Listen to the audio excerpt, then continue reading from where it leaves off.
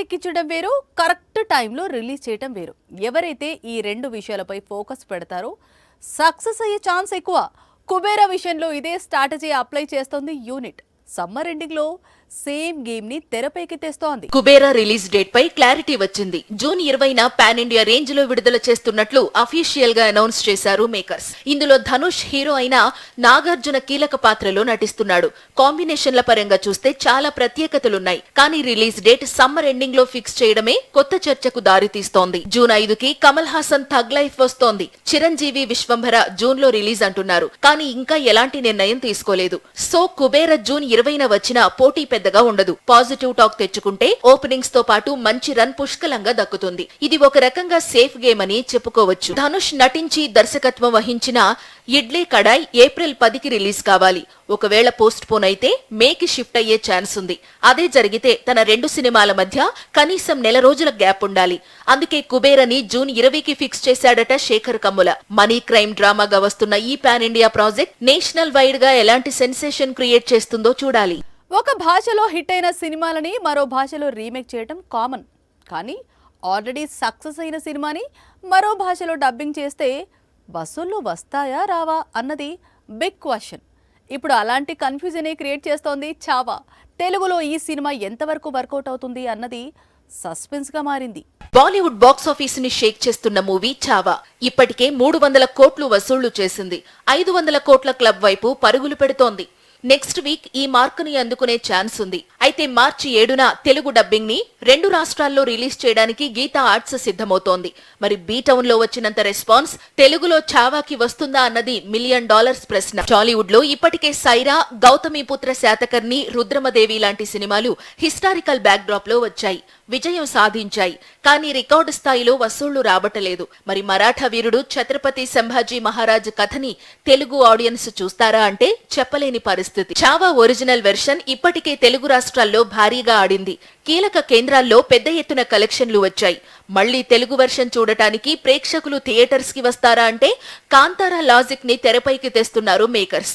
First ఆ cinema కన్నడలో hit అయింది. తర్వాత అన్ని భాషల్లో సక్సెస్ దక్కించుకుంది.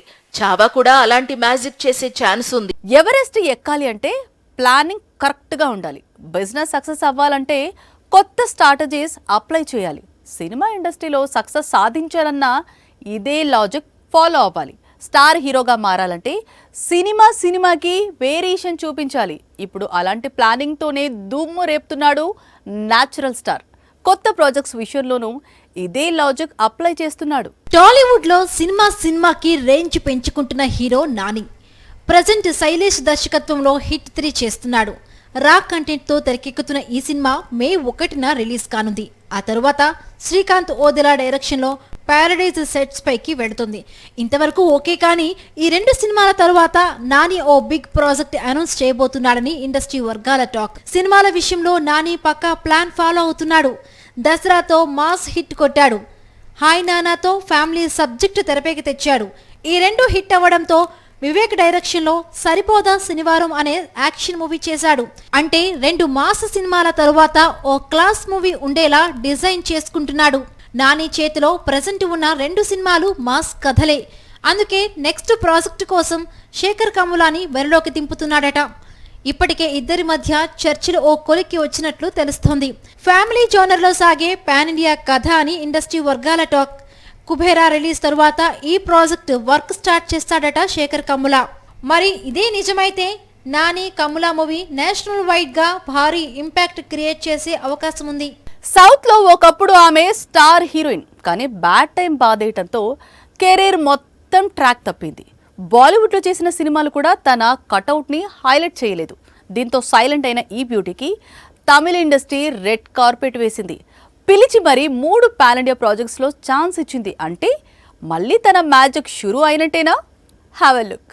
టాలీవుడ్ బుట్టబొమ్మ పూజా హెగ్డే ఇప్పుడు తమిళ ఇండస్ట్రీ వైపు ఫుల్ ఫోకస్ పెట్టింది. వరుస ఆఫర్లు పట్టేస్తోంది.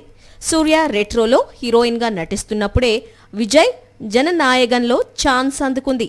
రీసెంట్ గా కాంచనా 4లో లాక్ అయింది. రెగ్యులర్ హీరోయిన్ ఫార్మాట్ కాకుండా హారర్ టచ్ ఉన్న కొత్త తరహా పాత్రలో కనిపించనుంది. ఇవన్నీ ఒక ఎత్తు అయితే కూలీలో ఛాన్స్ మరో ఎత్తు. రజనీతో కలిసి చిందేయనుంది ఈ కన్నడ కస్తూరి. జైలర్లో తమన్నా ఇలాంటి ఆఫర్ అందుకునే ఒక్కసారిగా హైలైట్ అయింది. ఇప్పుడు అలాంటి ఛాన్స్ పూజకి దక్కుతుందా అన్న చర్చ సోషల్ మీడియాలో జరుగుతోంది. కూలీలో రజనీకాంత్ హీరో అయిన నాగార్జున, ఉపేంద్ర, ఆమిర్ ఖాన్ కీలక పాత్రలో నటిస్తున్నారు. అంటే ఈ ప్రాజెక్ట్ ని మల్టీ స్టారర్ గా భావించొచ్చు. అలాంటి సినిమాలో పూజా హెగ్డేకి ఛాన్స్ అంటే చిన్న విషయం కాదు. సినిమా హిట్ అయితే నేషనల్ వైడ్ గా క్రేజ్ వస్తుంది. టాలీవుడ్ తో పాటు బాలీవుడ్ లోనూ తన కట్అవుట్ కి మళ్లీ డిమాండ్ పెరుగుతుంది. మరి ఈ గోల్డెన్ ఛాన్స్ ని ఈ బ్యూటీ ఎలా ఉపయోగించుకుంటుందో చూడాలి.